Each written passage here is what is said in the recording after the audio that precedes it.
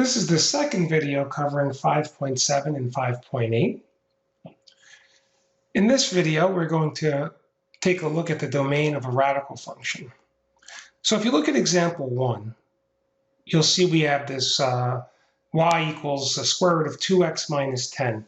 The domain would be all the values of x that are valid, meaning anything that keeps this radicand positive, right? Because we know we can't have the square root of a negative number.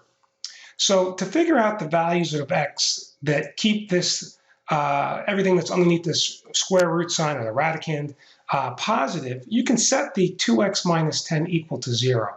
Or really, you could say we want it to be greater than or equal to 0. So notice how they use an inequality sign here instead of an equal sign. Okay, so if we solve the inequality by adding 10 to both sides, you're left with 2x is greater than or equal to 10. And then if you divide both sides by 2, you have x is greater than or equal to 5. So the value 5 and bigger will keep everything underneath this radicand positive. And then what they do is they actually graph this for us, right? If you were to graph the square root of 2x minus 10, this is what the graph looks like. And you'll notice there's no x values that are less than 5. Okay. And you'll notice here on your calculator, if you have a value of x that's 4, 3, 2, anything that's less than 5, notice how we get an error in our y1. Okay. So let's take a look at a couple of the problems. Problem 6a says find the domain of each function. So you can say x is allowed to be greater than or equal to 0. Right? X cannot be, we can't use -1 or -2. That would give us a problem. Okay.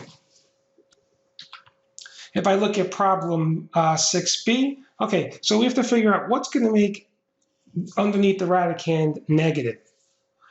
Well, you could take the 3x minus 9 and say, all right, that's going to be greater than or equal to 0, because that's what we need.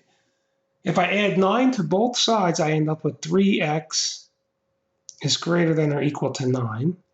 And then if I divide both sides by 3, you're left with x is greater than or equal to 3. So the domain would be x is greater than or equal to 3.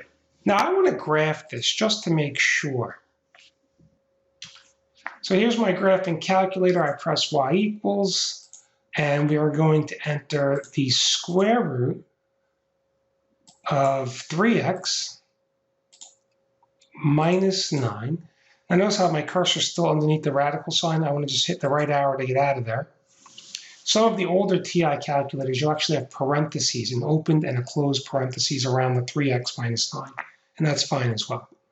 Okay, for my window, let's use a standard window. So I want to go from -10 to +10 and -10 to +10 on the y min and y max. So the quickest way to do that is zoom and number 6 for standard.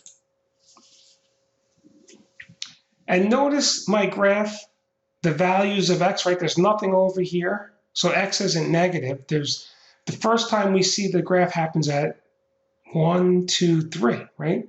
When x is 0, 1, 2, 3, our graph begins. So x has to be some number that's equal to 3 or larger than 3. And then if I press let's set up our table. Second window. I want to start my table at 0 and count by 1. And I press second and the graph key now. See how numbers that are less than 3 for x, right? Values of x that are less than 3 result in an error for y1. So x is not allowed to be -3, -2, right? It can't be any of these numbers. X has to be 3 or greater. That's when I stop producing errors for my y, okay? So let's take a look at the last one. All right, so I have to figure out what values of x will keep everything underneath the square root sign positive. I'm not sure, so I'll write 5x plus 20. We want it to be greater than or equal to 0. Again, if I move the 20 over by subtracting 20 from both sides, you'll have 5x is greater than or equal to -20.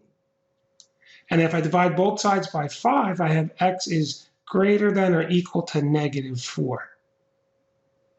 Oops. All right, so my domain would be x is greater than or equal to -4. Okay. Number 7 says sketch the graphs. Well, we already sketched the graph B. All right, so, if you were going to do a quick sketch, right, 1, 2, 3, and I believe it kind of did something like that. This was my x and my y. Again, it's not going to be a Picasso. And then since here x has to be bigger than -4, 1, 2, 3, 4, it would look something like this. And the first graph would actually start at 0. Okay? And again, note that this graph starts at 3. This one starts at -4. And this one would start at 0. Okay?